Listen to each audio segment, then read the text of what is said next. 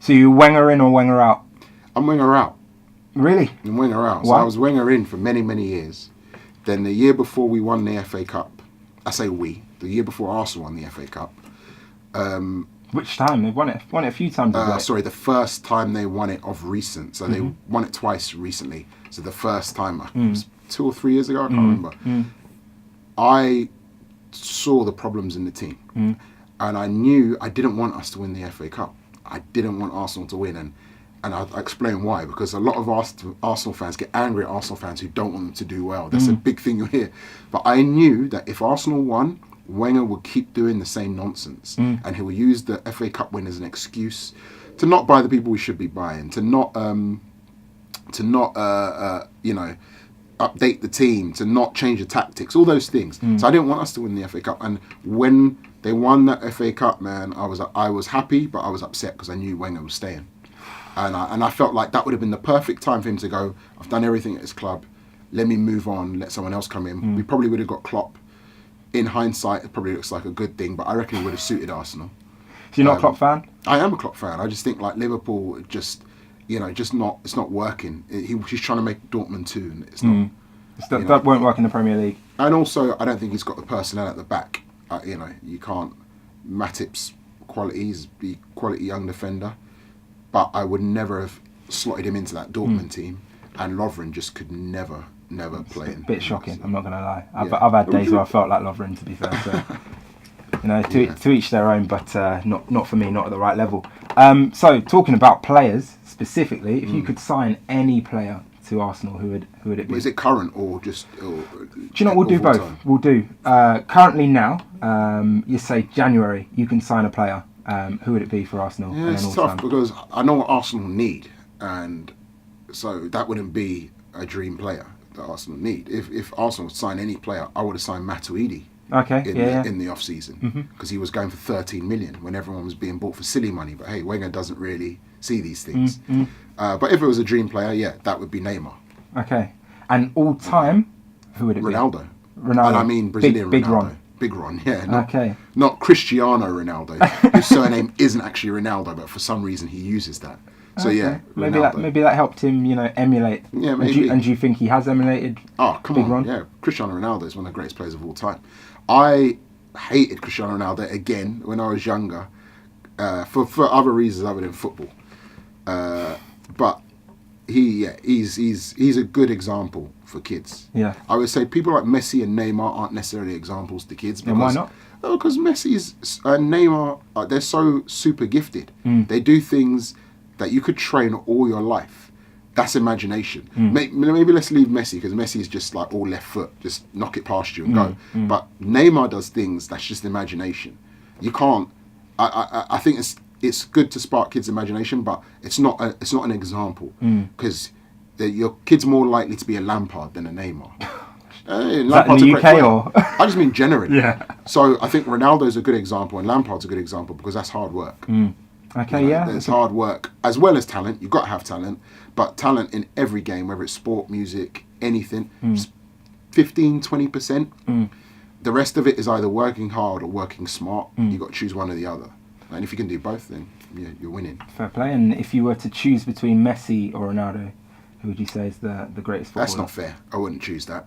And I'm not answering that question because I just don't believe in it. I think Ronaldo is amazing in what he does and how he does it, and I think Messi is amazing in what he does and how he does it, and they will both go down in the top 10 players of all time. Okay, let's change this slightly. I would say you're playing a 4-3-3. Yeah, of course. You've got your 4 at the back, 2 holding midfielders, number 10. You're playing an 11 and a 7 wide. You've got that number 9. Who do you want in there? Ronaldo. There we go. I mean, that's the greatest striker of all time. I just don't. There's no. Wait. Hold on. Are you talking about CR7 or? I'm talking about R9. Well, there we go then. There we go. Yeah, I mean, listen. When you're talking about out and out number 9, then hardly any of them exist anymore. They're coming back. It's getting a bit more fashionable, I guess. But when you're talking about a number 9. There's just no one can compare. He was Messi and Ronaldo, Cristiano Ronaldo before they existed. There wasn't that sort of player. He could pick up the ball, run through God knows how many people, and then put it in the back of the net, and be 6 foot plus, quite stocky. It just didn't exist back then. And did you see yourself as a bit of a Ronaldo when I did. I was able to emulate him. I had a lot of pace, good bit of ball control, and I could strike it. Okay. Couldn't do anything else. But that's all you need when you're playing up front. And would you ever be taking up 11 aside again or 5 aside? Or I can't play football anymore. My knees can't deal with it. So it's a shame. I'm the wrong shape anyway, and the wrong sort of weight. So it's just not going to happen. A spot of punditry for you. You know, you've got a good football brain, or no? Yeah, it's a boys' club, though, isn't it? They wouldn't. It's not an old boys' club. They want to get Kevin Campbell in there with his bow tie. They won't want me. Playing rugby. How did you get into the sport? You know, it's normally seen as quite a white middle class sport, and you know, a black guy from Croydon. How was it early 90s? From Croydon. Oh, I'm trying to bring you back down, man. Well, I actually played rugby in the late 90s, early noughties, but I started playing, I guess, in the mid 90s when I went to secondary school, and I went to a school that only played rugby. I was playing football before then. I was a really good footballer, in fact. But then this school only played rugby. I hated it. But I had to play anyway. And they asked me what position do you play. I said, only position I knew was hooker. So I said, I play hooker. Why was that the only position you knew? Oh, don't be silly. But anyway, bearing in mind I was 11 years old. Man, okay, sorry. So that was the only position I knew. So they put me hooker, and then I was useless at it. Yeah. And so they were like, all right, just play prop.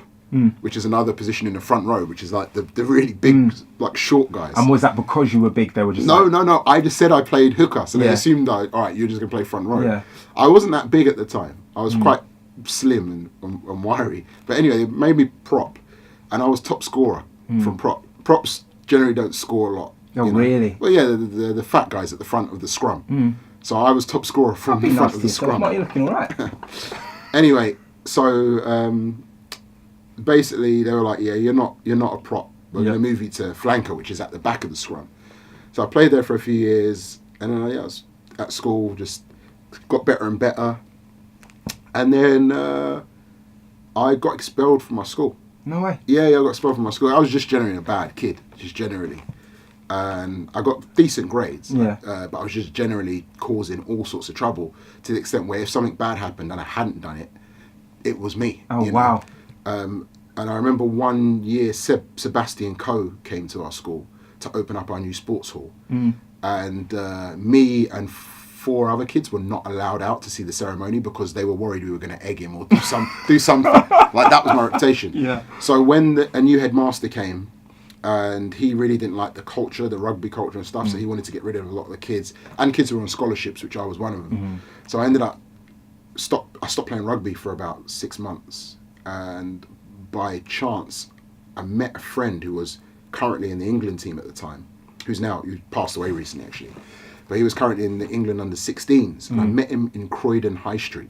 Oh wow! And he said to me, I asked him. He asked me if I'm still playing rugby. I was like, I haven't played for a couple of months, and he was like, oh, you should come to Harlequins. Yeah. Right. And in the back of my mind, I was thinking, surely I can't just turn up at Harlequins. And he was like, yeah, just come down next week. So I went down, and the coach said to me, you can't just turn up. Like, this is not how we do things. You have to get selected. Yeah. Right? So I'd come all this way. He asked me where I'd come from. I'd come from obviously Croydon, gone all the way to Twickenham. And he said, look, you might as well just train with us. So I trained with them, and they were talking about the game on the weekend and stuff, and he said, look, you might as well just come to the game on the weekend. I went to the game and I scored a hat-trick. Oh, wow. And that's when he said, okay, maybe we should talk about you actually playing for the team. And so I ended up playing in their under-16s as a flanker for a year, and at the time Harlequins were a big club, so we had the England captain Will Carling there, and players like Keith Wood, who was the Ireland captain. It was a big club, and I'd see all these players every day. The mad thing is, generationally, you look at them, they were so much smaller than us. The generation of men rugby players were smaller than our generation. We were still teenagers, and the new generation now are even bigger than us.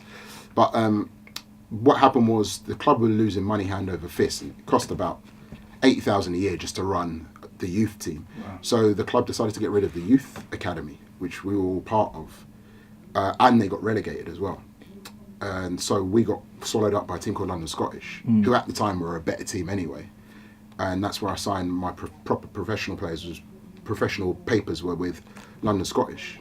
And I played for them for another 4 or 5 years in the academy and then in the first team. And did you ever feel like going back to rugby as you saw the changes, or? No, never. I never missed it, because when I stopped playing rugby, I made a conscious decision. I never had an injury. I never got let go. I was well on my way to becoming a pro player. I don't think I would have been a top player, just because I'd look at people like Johnny Wilkinson and people like that, and they were just always on the training field. I didn't like training. I was just very fast, and I had great spatial awareness, so I was able to just score from anywhere on the pitch. But I hated training.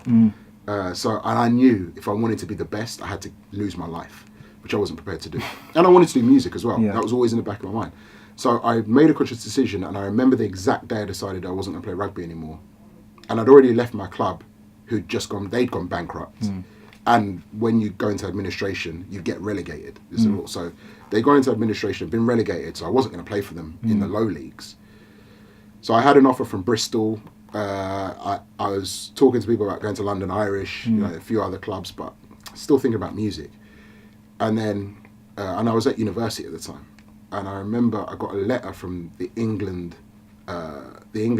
selectors, just to come to the training camp. And the England squad for the youth teams used to train somewhere up north. I think it was like somewhere weird like Barnsley or something like that. And I remember it was snowing at the time. And I looked out the window and I just thought, nah, mate, I'm not.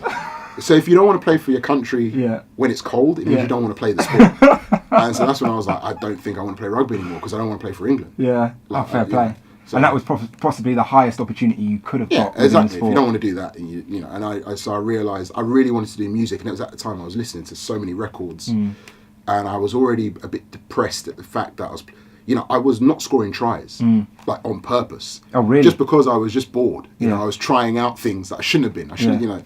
So I knew that this game wasn't for me as much as I love it. I love it now more than ever. I know more about rugby now than I did when I played. Oh, really? When I played, I was just fast and big, but now I know all the running lines. I could coach a team now. Okay, and would you ever think you'd go into that? I probably will. Like, when I have my little boy and he gets his Sunday league team, I'll probably be one of the parents that's roped into it. Rugby or football, though? Is he going to... Yeah, if it's football, I'll take a back seat. I know my football, but you're not going to be that dad? Nah. I'll push him. He'll be trained at home. But when it comes to, I'll let his coaches. If it's rugby, though, I know what I'm talking about.